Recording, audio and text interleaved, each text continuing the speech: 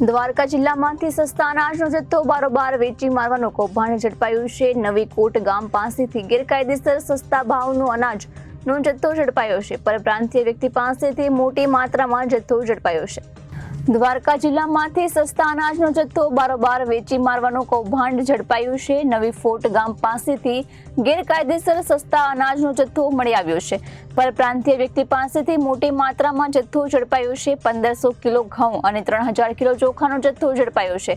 ફેરિયાઓ પાસેથી અનાજનો જથ્થો ગેરકાયદેસર રીતે મેળવાયો હોવાની હકીકત સામે આવી છે। ખંભાળિયા મામલતદારે રેડ કરીને જથ્થો સીલ કર્યો છે અને આગળની કાર્યવાહી હાથ ધરી છે।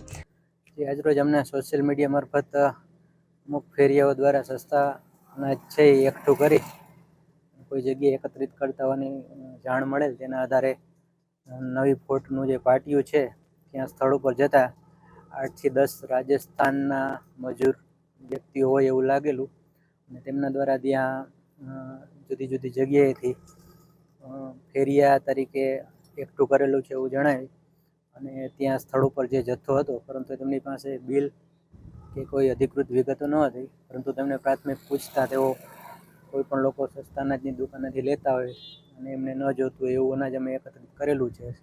એના એવી વિગતો હતી, એના આધારે કોઈ પણ અધિકૃત પુરાવા ન મળતા એમનો તમામ જથ્થો સીઝ કરેલ છે અને તેમના વિરુદ્ધ કાયદેસરની કાર્યવાહી કરવા માટે અમે જિલ્લા પુરવઠા અધિકારીશ્રીને રિપોર્ટ પણ આજરોજ કરી આપવામાં આવેલ છે। અંદાજે 1500 કિલો જેટલા ઘઉં અને 3000 કિલો જેટલા ચોખાનો જથ્થો છે એ અમે સીઝ કરી અને આગળની કાર્યવાહી હાથ ધરેલ છે। Reporter Ghanshyamsinh Vader, ABC news, Devbhumi, Dwarka.